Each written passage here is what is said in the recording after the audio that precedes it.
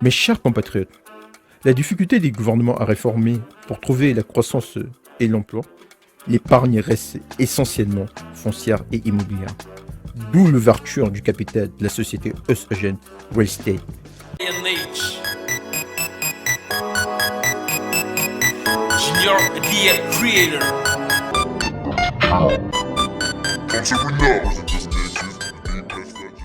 Nous valorisons nos investissements avec notre filiale Gary et Edmond Capital Invest. Et nous mettons en place un système de shadow banking avec notre crypto-monnaie qui calcule son registre quantique afin de mieux sécuriser notre plateforme de blockchain.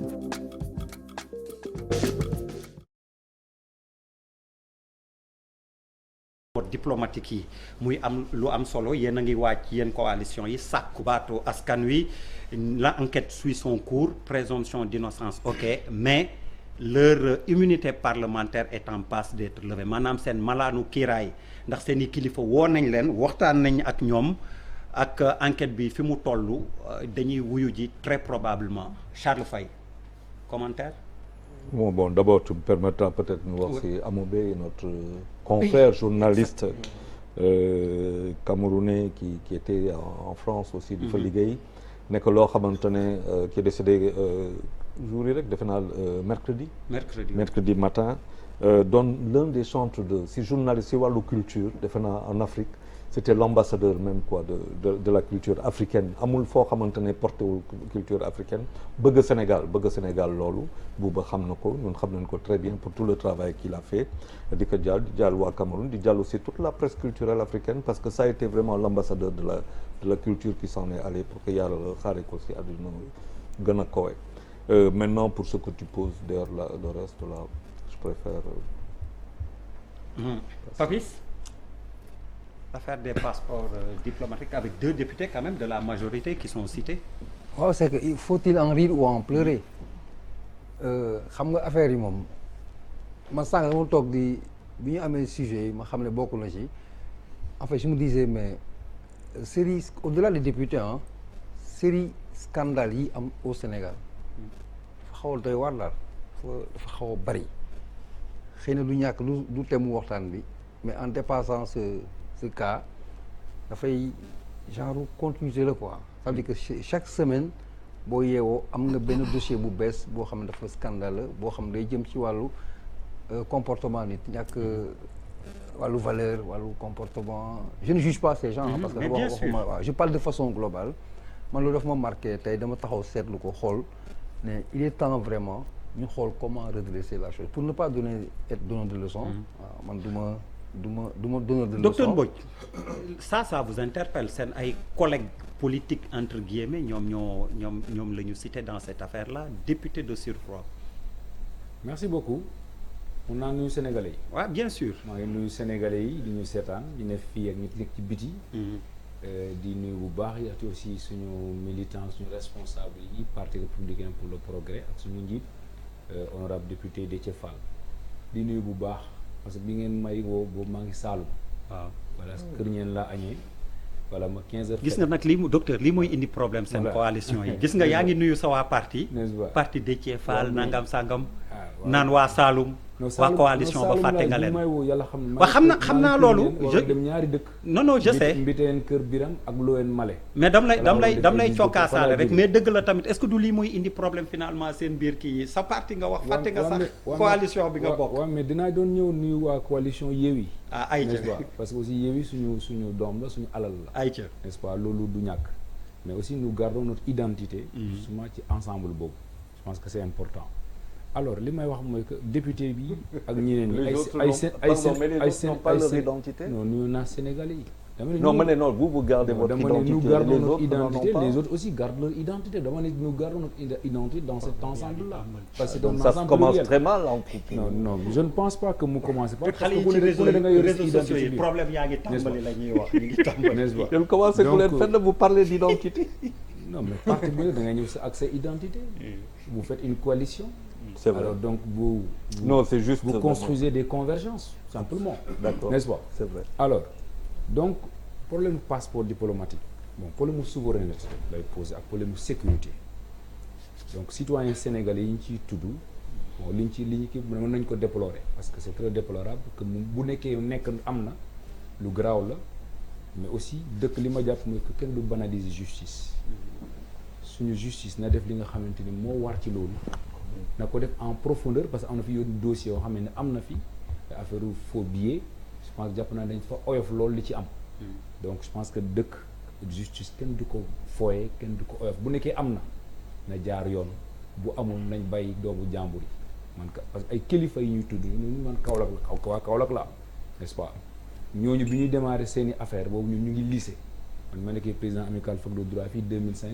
ñu am ak jël nañ leen fi ñu xam naa leen bu baax même si c'est de loin je pense que je suis solidaire gis nañ li ñu def ci dëkk bi en termes d'engagement Fadel Barro moom classe lañ bokkoon Y en a marre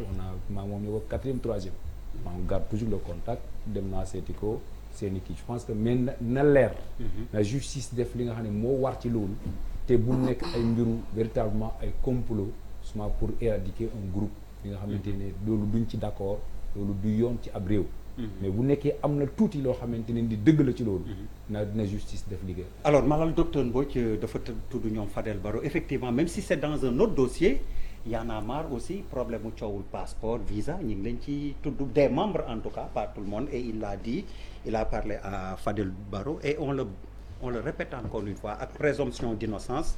est-ce que c'est le sentiment que tu as quand il dit que dafa am benn groupe wala benn kii bu ñu bëgg non li may partagé ci li mu wax mooy bu mbir amee na yoon def liggéey li nga xamante ne mooy yoon je pense que vidéo bi nga xamante ne moom moo génn ñu ciy wane kilifa ñu ciy wax waxu visa waxu passeport diplomatique ñu ciy wane 2 millions diggante bi muy génn ak diggante bi ñuy woo kilifa xaw na am jamono xaw na am diir donc li ko balaa ñuy woo kilifa dafa am coow lu jóg ci ñaari député parce que dafa am nit bu ñu jàpp mu ne seq na ak ay député affaire passeport diplomatique ñun ci suba si kilifa nañu jot na convocation DIC donc dans les normes police dafay jéem a établir lien ndax am na diggante kilifa ak ñooñu yàlla def nañu il y a aucun lien et c'est établi loolu leer bi enquête bi di daw ñu jëli Thier ki nga xamante ne moo publier xaritu kilifa bi mu àndal depuis 25 ans ñu jëli ko biir kaso indi ko confronté ko ak kilifa ñoom ñaar ñu wax bi ñu waxee li ñu retenir comme charge pour le moment d'après l'avocat de kilifa mooy pour escroquerie maanaam mook Thier seq nañu xaalis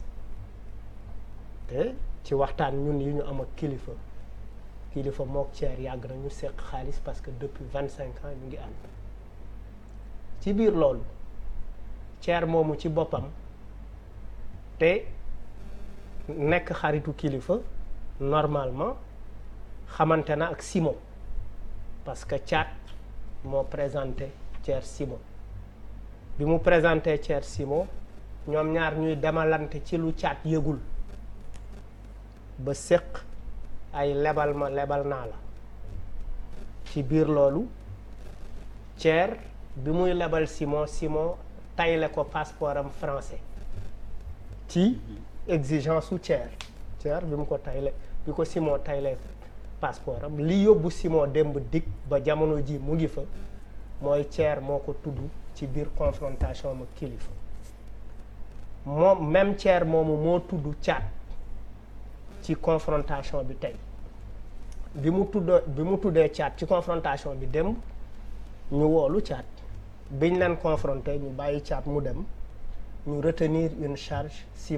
pour Simon tentative de trafic de migrants mu doon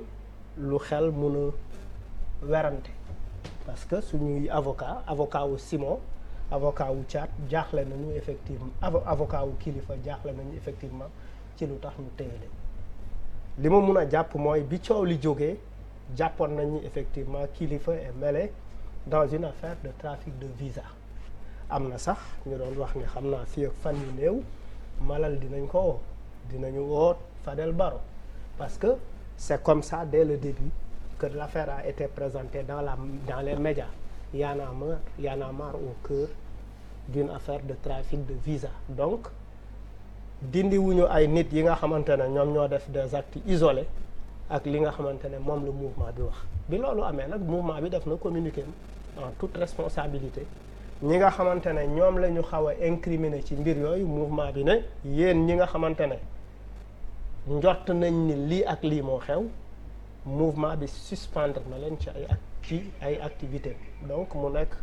loo xamante ne responsabilité mouvement bi la am ñu ci interprété def ci ay interprétation am ay journalistes yu mag sax yu def ay post Facebook Y en a marre lâche kilifa et cetera affaire bi di dox mais pour man mbir mi jeexagul fi mu jëm fi ak jamono man njort naa ni sax effectivement c'est également un moyen pour dire que ñu ngi woo seeni député oui donc beneen député dootuñu jaaxal beneen député bu ñu bëgg a woo junj doy na borom xel je sais pas si je me fais comprendre. waaw waxal mu leer rek. li ma bëgg mu leer mooy. waaw waxal mu leer. mooy. xam nga kilifa ba tey kenn porté wu ko plainte. xam nga nit boo koy woolu fenn day fekk ñu porté ko plainte kenn waaw donc dañu waaw mais dañu bàyyi. ba autosaisine quoi mun na am. mais dañu bàyyi ba effectivement problème mu député yi jóg ñu woo kilifa te mbiru kilifa moo jiitu problème mu député donc pour man procureur buy autosaisir ci affaire kilifa moo jiitu affaire député yi donc je peux me poser une question pourquoi il n'a pas été convoqué avant donc c'était peut-être pour vérifier ndax diggante kilifa ak ñi nga xamante ne ñoom la ñuy tuumaal affaire passeport diplomatique est-ce que ñoom ñaar am nañu lien yàlla def nañu le lien amul aucun lien entre kilifa ak yooyu député bu loolu weesoo ñu ngi dindi seen mbalaanu kiiraay dindi nañu dinañ dindi yaa ko wax léegi ne ñu ngi waaj a dindi seen mbalaanu kiiraay c'est pour jouer un jeu pour dire que effectivement la justice est une justice effectivement l'Assemblée joue son rôle pleinement parce que yàggul dara am na fi député bi nga xamante ne dindi nañu mbalaanu kiiraayam muy Ousmane Sonko ci benn problème donc affaire bi jur fi coow lu bëri donc c'est une opportunité politique pour le pouvoir pour dire que effectivement dindi nañu ñi donc ça peut leur donner c'est pour amortir ëllëg bu ñu waree woo Ousmane Sonko ñu ne ne vous mobilisez pour rien parce que effectivement ñoom it seeni député dindi woon nañ fi seeni mbalaanu kiiraay yàggul dara c'est compliqué tout ça. donc man Yérim suma xalaat ci loolu la jëm. ok bon Yérim Malal a une lecture très politique de waaw comprendre naa lecture Malal et puis c'est normal aussi parce que moom position bi mu nekk seen affaire bi seen affaire effectivement difficile pour lui àdduna nit la booy ànd ak ay nit ba nattu dal leen c'est normal Malal nii rek la mën a waxee man problème kilifa li ma ci jaaxal mooy dama ci gis lu garaaw ak garaaw mooy vidéo boobu der nag nit ñi buñ mënul toog tëju ci néeg waxtaan te du génn ci biti société humaine amatul honnêtement man vraiment dafa ma tiital loolu c'est-à-dire nit koo àndal ñaar fukki at ak lu ngeen mën a def mais àdduna nit ñi ànd nañ rey nit ñëwaat toog xam nga mafia lan moo tax ma respecté leen la loi de l'omerta nit ki bu ngeen àndee def vraiment ngeen ànd def am na moment boo xam ne faaw nga tëj sal gémmiñ quoi donc forme bi daf ma tiital ci société Sénégal parce que société humaine pour man wax naa ko dinaa ko waxaat ñaari base la am moo ko téye mooy confiance wóolute ak confidentialité maanaam mën a dencal nit parce que ku ne ci àdduna am na looy nëbb te yàlla bu génne woon loolu lépp àdduna bi tas comprendre nga voilà loolu c'est sur la forme maintenant le fond c'est un problème de trafic de visa bref en fait loolu la ñuy dégg ci kii bi léegi nag loolu c'est à la justice de statuer mais nag la question que bi conclusion globale bi ma ciy def daal mooy muy visa muy passeport ordinaire muy passeport diplomatique yëpp dafa bokk ci souveraineté état souveraineté nag mooy doole ji nga xam ni moom la nguur du yor tax mu mën a téye réew tax mu mën cee def kaaraange tax mu mën koo doxal passeport diplomatique nag li tax mu am solo même Macky Sall buy tukki moom lay yóbbuwaale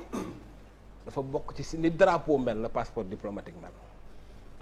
donc du document boo xam dañ ko war a banaliser parce que ku ko yor foo mën a dem dañuy jàpp ni ndawu Sénégal nga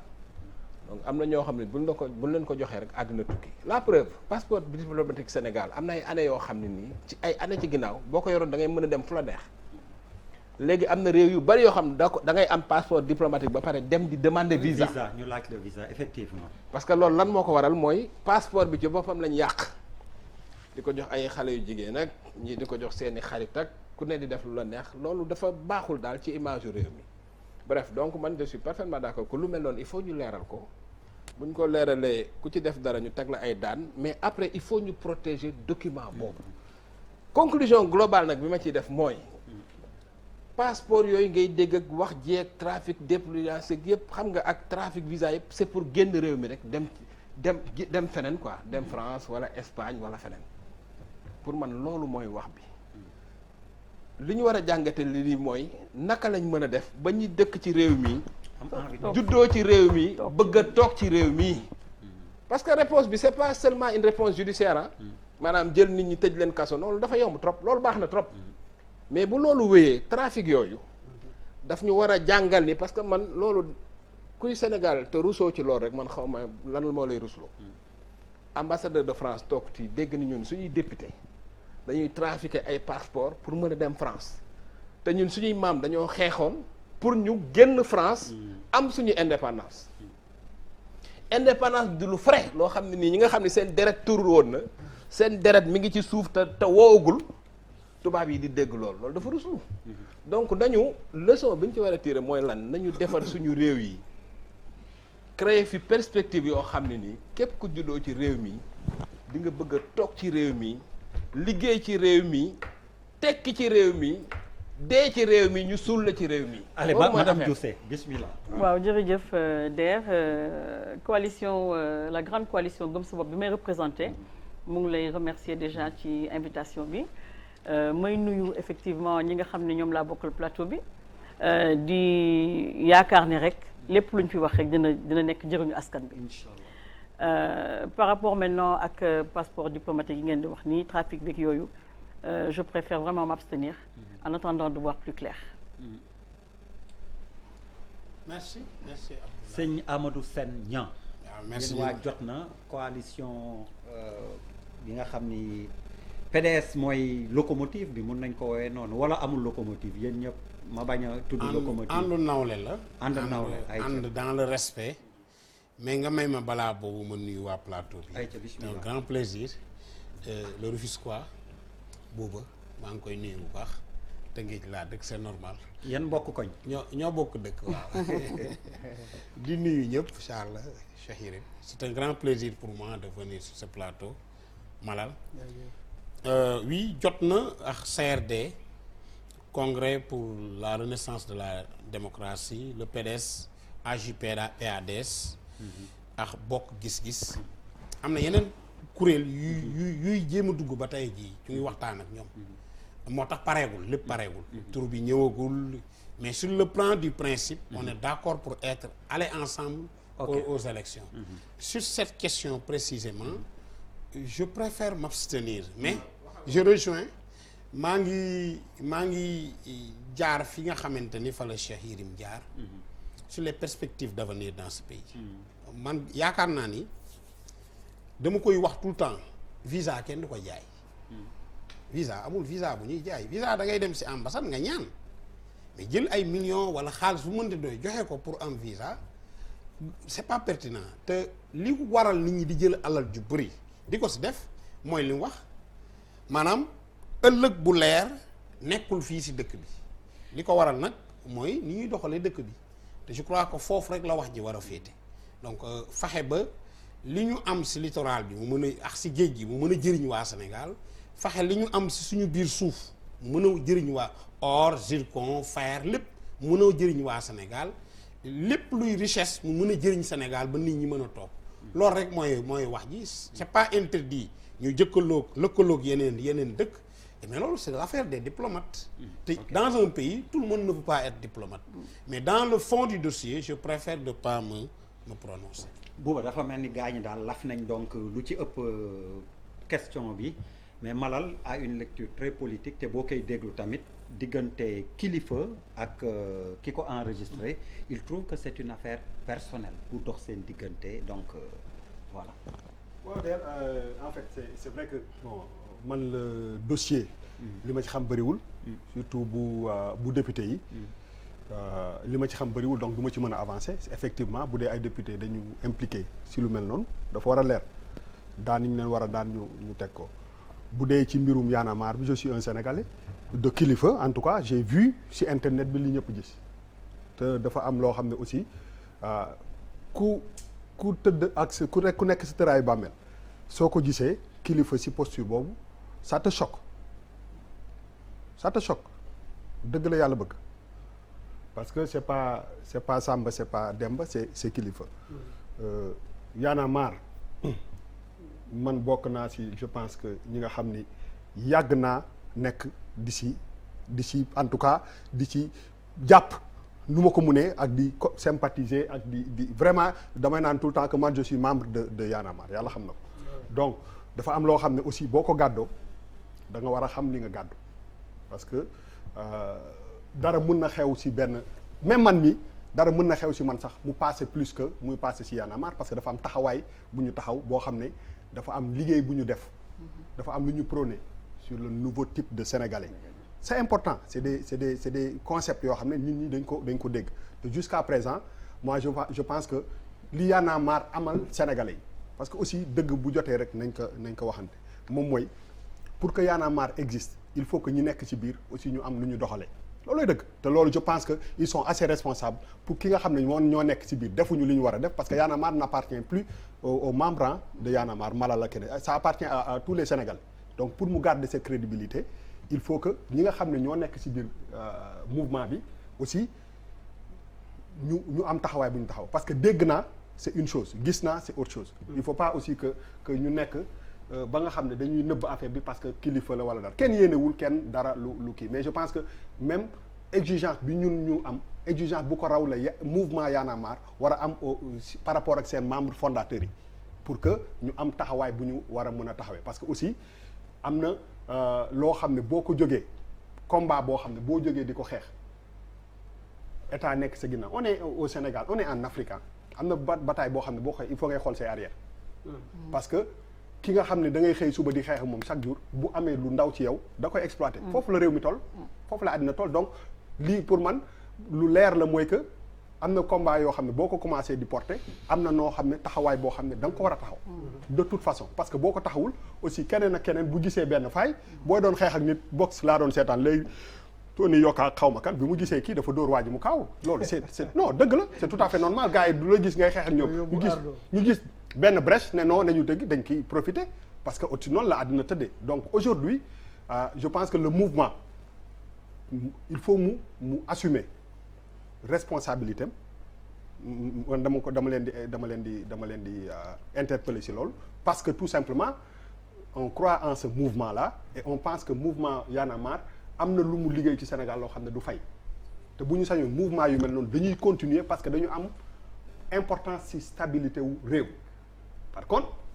balaa nga naam ne fa am na taxawaay boo xam ne soo ko taxawee le mouvement Y'en a marre ne doit pas se limiter à une suspension si des faits qui sont graves sont avérés dàq dafa war a am non dëgg la yàlla bëgg parce que bu foofu rek laay mën a taxawee man comme sympathisant ne vraiment bi prise de responsabilité jógee Y'en a marre def na ko parce que une fois de plus li tax ñu Y'en a marre ñu bëri nekk ay sympathisants mooy sa taxaw boo xam ne ils sont inconditionnels si yenn principe yi boobu ba léegi sinon mouvement bi deewoon na bu yàgg lu ne jiiñ nañ leen ko fi mu ñuy continuer di dem et c'est un mouvement boo xam ne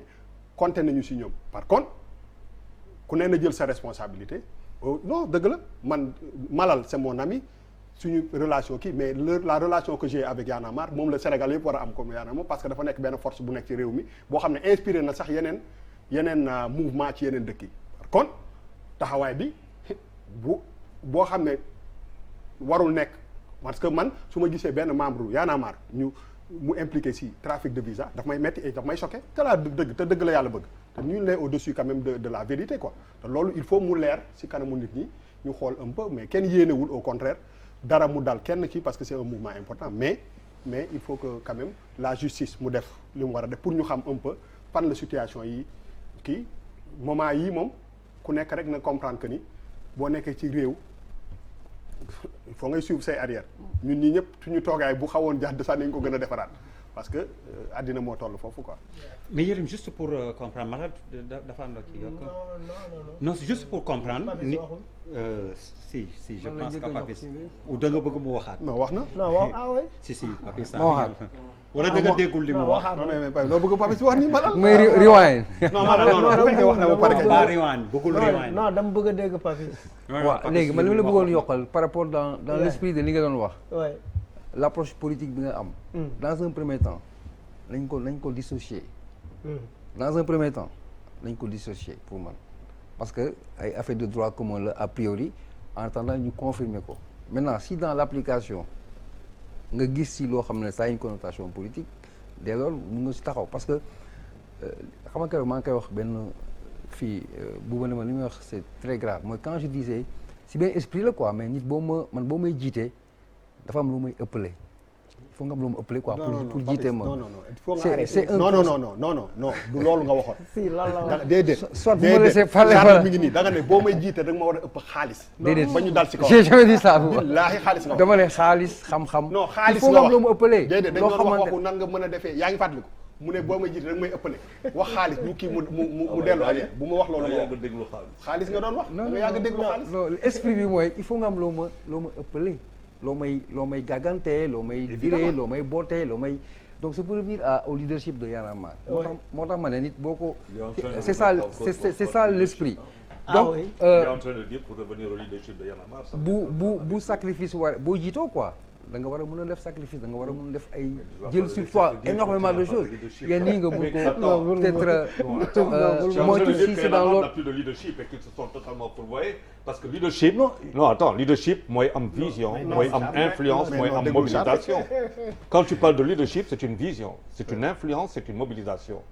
donc Y'en a marre aujourd'hui n'a plus de leadership. Non, je suis non, pas d'accord. c'est toi c'est ce qu'il a dit. Non, je n'ai jamais dit ça. Non, c'est pas ce qu'il a dit. Moi, j'ai jamais dit ça. Et vous ne pouvez pas me faire dire ce que je n'ai pas dit. Moi, je parle à mon jeune frère Malal. Non, mais fais attention. Et ça, c'est une question directe entre Malal et moi. Mais on s'est permis de le faire. Non, en fait, non, les Sénégalais écoutent. Non, moi, je veux m'arrêter sur un truc simple, peut-être après pour bàyyi nga continuer. Dafa am lu Bouba wax lu am solo. Quand tu dis effectivement que par rapport à cette affaire, il faut que le mouvement s'autosaisisse. Moi, le mouvement bi def ci première heure yi. Moi, j'ai eu mon cas. Moi, j'ai eu en 2012. Je suis allé trouver un rappeur chez lui ak samay gars xeex ak moom tooñ ko. ñu defal ñu association de malfaiteurs, vol, destruction de biens nanani nanana yóbbu ñu jeel tëj ñu. yóbbu ñu 100 mètres entendre ñu après tëj ñu kaso balaa man dig di ma woo Y'en a marre dañ ne ma suspendre nañ le mouvement bi sur une période bien déterminée bi justice defee ñu prononcer la relaxe pure et simple Y'en a marre permettre me reprendre aujourd'hui tout dépend de la décision de la justice loolu moom mooy conditionné. Donc le leadership de Y'en a marre reste intact. Pour dire qu'en fait ci biir affaire boobu affaire bi aussi entre nous mooy li ngay wax il y a l'aspect affectif parce que man dama dund ak kilifa ay affaires yu bëri koo bokkal place su avion ngeen toog koo nekkandool Europe ngeen bokk hôtel koo seqal doomam di tudd nga uuf doom ji et cetera kooku sa gaañ la quel que soit. Moi par exemple j'ai traîné avec des gars qui ont tué par exemple yu def et j'assume ma relation avec ces gens dañuy ànd guddi di ànd bëccëg parce que li ma gëm xaritoo la ku ci nekk ak say défauts maintenant il s'est passé ce qui s'est passé duma sax taxaw ci woy la personne a publié la vidéo foofu dañuy nekk ci ay morale dañuy nekk ci ay tel li nga wax dëgg la intimité amatul grand mais ci li may taxaw mooy ñun dafa am lu ñu woote benn idéal un idéal nag on cherche à l'atteindre avec nos manquements avec nos tels maintenant on attend la décision de la justice mais pour man ci biir affaire bi génnewuma ci li nga wax c'est-à-dire il ne faut pas donner à son adversaire la balle il ne faut pas lui donner une brèche pour mu dóor le coup KO donc faut pas prêter le flanc quoi. Yérim juste oui avant Senia à un moment Guillaume Soro par exemple avait un passeport diplomatique sénégalais à un moment il y avait des Chinois qui ont eu des passeports diplomatiques sénégalais comment ça s'explique waaw xam nga passeport diplomatique. non je veux dire. waaw je sais pour mu expliquer. waaw lan moo mën a waral un pays jox son passeport. chinois yi moom passeport diplomatique yi ñu amoon trafic la. ba ñu cité ci kilifa yu bari bañ naan cee am problème parce que passeport diplomatique moom dañ koy yàgg a jaay Sénégal da ngay dem Nigéria da ngay dem par exemple Chine ñu jàpp fa benn Nigérian. mu jaay drogal dara ñu jàpp ko fekk passeport diplomatique Sénégal la am loolu am na ba tey ci àdduna bi. donc moo tax jaay passeport diplomatique grave donc ay chinois yooyu par exemple problème boobu ni mu éclaté woon ay chinois yu yor passeport diplomatique Sénégal ñu jàpp leen dans un pays xaw ma lambda chinois je suis désolé waaye ak passeport diplomatique c'est un problème bref mais Guillaume Soro li tax mu am passeport diplomatique mooy guerre bi dafa éclaté voilà guerre bi dafa éclaté moom mu nekk dirigeant rébellion bi ay documents am nekk Abidjan bi ñu defee coup d'état bi réussi ñu dagg réew mi en deux mu war a tukki aussi bon Wade nekk premier médiateur recevoir ko bi ñu ñëwee fii mu war a bi Wade waxee ak moom ba pare mu war a dem ci EADMA mais amuloon passeport mu ni président aw ma passeport parce que sama document de voyage yëpp mu defal ko passeport diplomatique par exemple Idrissa Seck bi mu demee ba am problème aussi fii amuloon passeport mais dem na ci Gbagbo pour am passeport diplomatique yaa ngi dégg loolu dafay am c'est-à-dire mën nga nekk yow sénégalais am rôle boo xam ne yaa ngi koy defal par exemple Liban ñu jox la passeport diplomatique parce que passeport diplomatique toppul nationalité passeport ordinaire moo topp nationalité passeport diplomatique mi ngi topp yow honneur bi ngay maanaam li ngay jariñ am réew moo tax képp ku mënul jariñ réew mi rek képp ku jugul pour réew mi rek kenn warulaa jox passeport diplomatique parce que li ñu bind ci passeport bi moo tax foo mën a nekk parce que xam nga la convention de 1961 sur les droits sur les relations diplomatiques et consulaires maanaam convention la boo xam ne nii àdduna bi yëpp dañ ko signé eh bien li ñu ciy def li ci jëm ci passeport diplomatique mooy boo yoree passeport diplomatique ci réew nekk ci beneen réew lu la mën a dar réew moom dafa la war a porter assistance ba pare boo jëlee passeport diplomatique réew demaat ci beneen réew moom dañ la war a jox honneur yëpp yi nga xam ne dafa ànd ci sa rang moo tax boo yoree passeport diplomatique kenn du xool say bagages kenn du la rangloo da nga am fil boo xam ne moom ngay jaar loolu courtoisie maanaam rafetal bi nekk diggante ay réew moo koy def moo tax passeport diplomatique amul benn rapport ak nationalité noonu la demee alors dinañ ci dikkaat xam naa nu mu gën a yaatoo bu dee évolution kii bi jar na ko